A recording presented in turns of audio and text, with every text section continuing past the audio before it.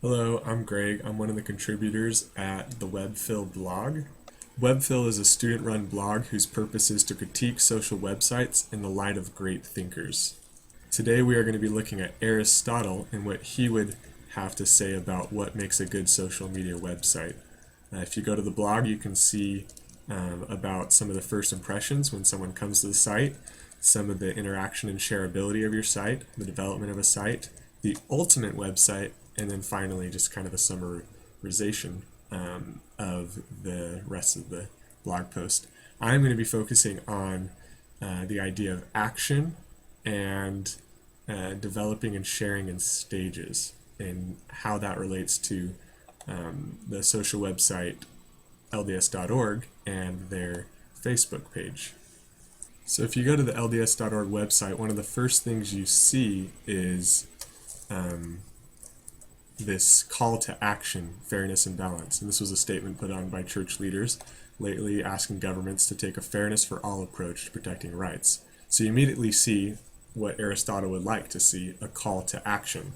When you go to their Facebook page and you scroll down to one of their posts from a couple days ago, there's a question that says why every one of us can accomplish our number one goal in this life.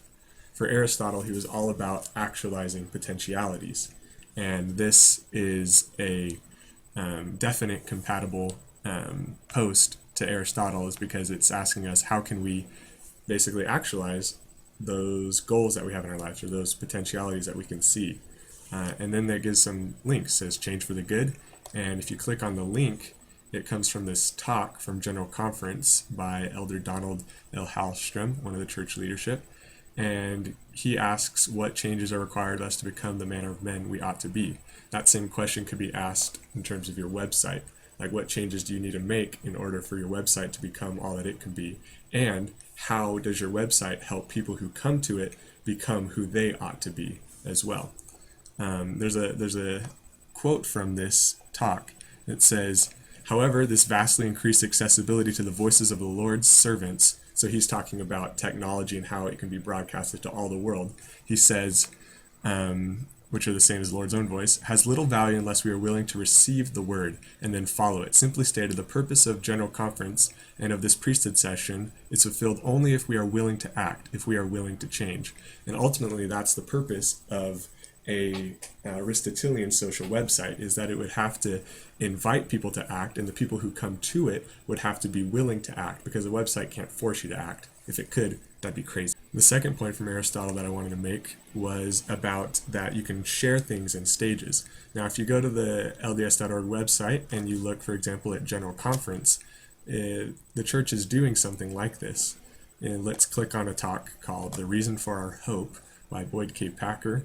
And you can read the whole talk, you can listen to the whole talk, but then right here, there's a video highlight. So you click on that, and it takes you to YouTube.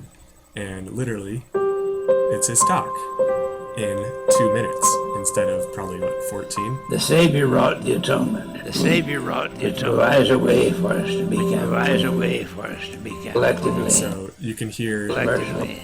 at difficult, there's music in the background, and then even to the at wounded, the end, and Even to the wounded innocent. Church of Jesus Christ Latter-day Saints. So this is a really good way to introduce someone to the whole talk by giving them a little highlight, and that's what the church calls it. Now, a question I would have on these video highlights is who's choosing what's the most important part to highlight in that talk. If it's the speaker, you'll know that it was what the speaker wanted to convey most. If it's some guy in the marketing department, he's going to pick what stuck out to him the most. Now, here's the opportunity. For people, different videos will impact them differently at different parts. And so what if there was a way for users to customly create their own highlight reels, their own 2-minute blurbs that they could share to their friends to get them interested and say, wow, this part really stuck out to me. It could be as simple like you have the whole 14-minute talk and you can just like narrow in on a certain amount of length that you want to highlight on. How good would this be for anything? If you just want, like YouTube can do this to an extent. For example, if we go to YouTube, actually let's just go to YouTube with this same video. If we go to YouTube on this video, we'll pause it so we don't have to hear well, I mean, It's good. It's a good thing. But if you go to share, you can see how in sharing you can do start at, and then it will let you start the video at whatever time you want. So you can click start at 21 seconds. Look at that. And then it'll start from that one point. And so what if there was a start at and an end at?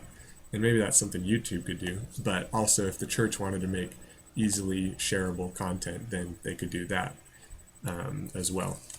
So those are the two main points that I was going to focus on today, that a good social media website would invite people to act. This is according to Aristotle. He was all about phronesis, practical wisdom, and a lot of the people later on from the pragmatist perspective built upon his ideas. So it invite people to act, not only online, like I think I talked about in my last video, not just follow the blog or follow the website, but actually follow what the blog and website is all about, what they're conveying, what their content, what their message is follow those things and apply them to your real life, because that'll help you to become a more virtuous person. And the second thing that I highlighted was the highlights, or that you can share things in stages, and I gave a little recommendation about how maybe the church could make that to where its actual members or users could make those videos instead, so that way they could put what stuck out to them the most. So that's all for today. Thanks.